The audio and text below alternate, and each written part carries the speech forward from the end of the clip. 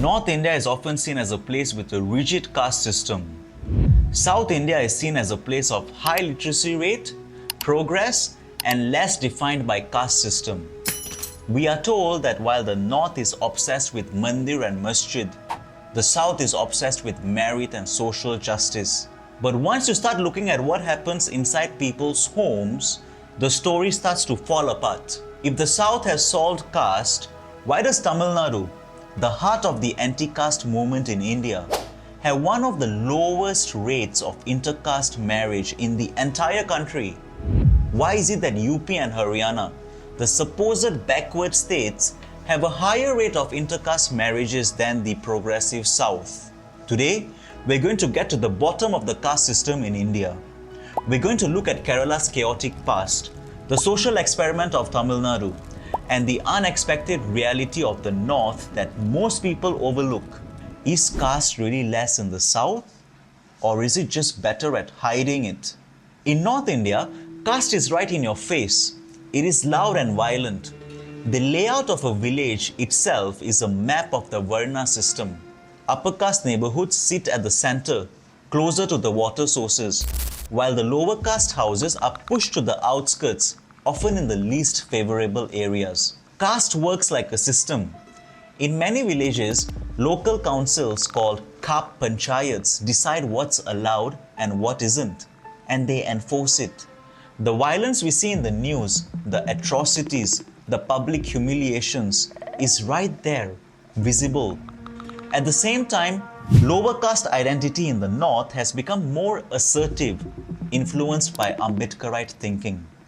When people push back against a caste hierarchy like this, the response is harsh and it often turns violent.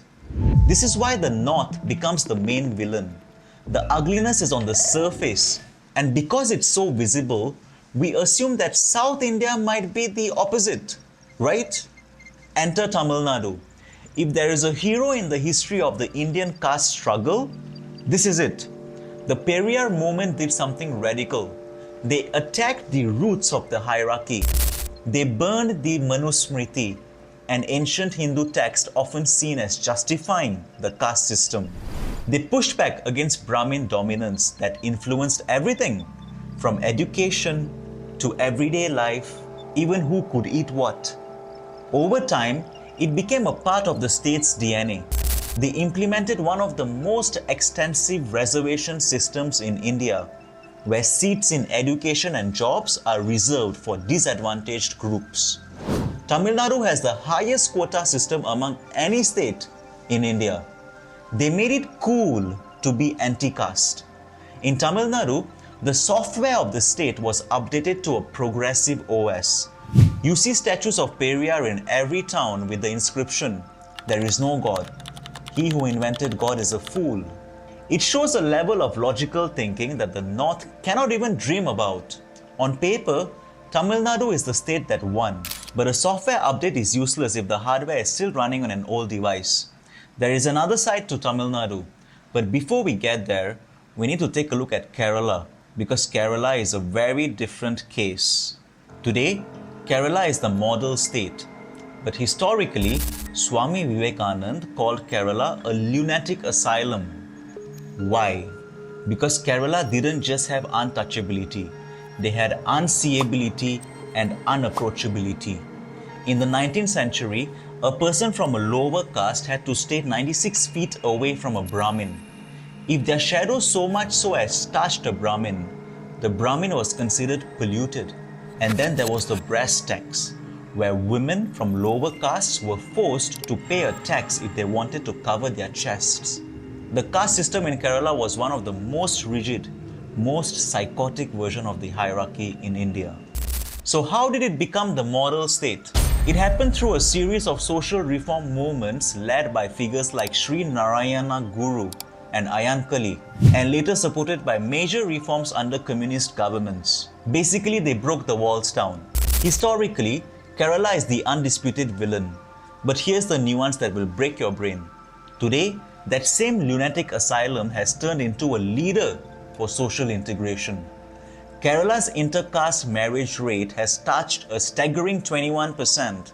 This is more than double the national average. In a country where the national average is a pathetic 9%, 1 out of 5 marriages in Kerala is intercaste. This is the ultimate paradox. The state that had the most backward caste system seems to be one of the most progressive today. Now we get to the reality check.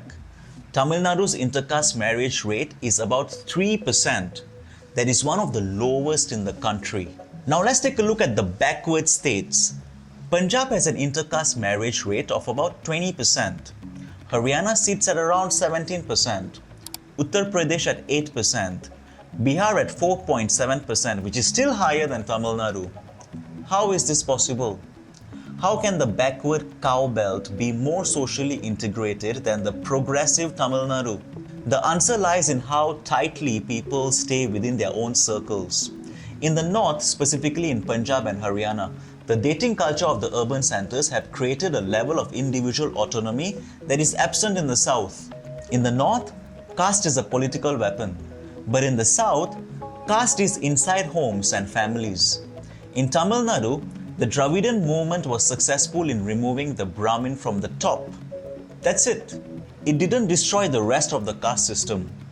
It simply replaced Brahmin dominance with OBC dominance. The OBCs, which stands for other backward castes, became the new power brokers. But many people will argue that the north is more violent. It's true. The north's violence is reactive. It is the sound of a system breaking. When a girl in Haryana marries out of caste, the Kap Panchayat reacts with violence because they feel their power slipping away. In Tamil Nadu, the violence is systemic. In a society where only 3% of people marry out, it means the family's grip on the individual is absolute. There is no need for a Kap Panchayat if the parents themselves play that role. In the north, the rebellion is happening. In the south, the rebellion has been successfully postponed by a political narrative that tells everyone that they have already won the battle against caste. The south is not a monolith of progress. It is a region that has perfected the professional-private split. In the professional sphere, the south is an educated, English-speaking, globalized hub. It is the office of Google. In the private sphere, it is one of the most conservative societies in India. This is the dual reality of the South. You can be a software engineer in Bangalore by day, but by the night, you are a member of the community. The North, for all of its flaws, doesn't have this level of polish. Its contradictions are messy and out in the open. The South's contradictions are hidden behind high-quality infrastructure and sophisticated political rhetoric. So is caste less in the South? If you define less as fewer Brahmins in power, then yes, the South has successfully transferred political power to OBCs. If you define less as better literacy and health for lower castes, then yes, the South is objectively a better place to live in terms of physical survival and economic mobility. But if you define less as the annihilation of caste, the dream of Ambedkar where the individual is free from the tribe, then the answer is a heartbreaking no. The North needs South software, its education, its healthcare, its political mobilization. But perhaps the South needs a bit of the North's chaos, the individual rebellion that is willing to break the old traditions for the sake of individuality. In your personal experience, where do you think caste hierarchy is more visible? In the North or in the South? Drop your answers in the comments below. But here's the thing. Most people think the North versus South divide comes down to education. And that assumption completely falls apart when you take a closer look. I've explained that in detail in another video. You can watch that next.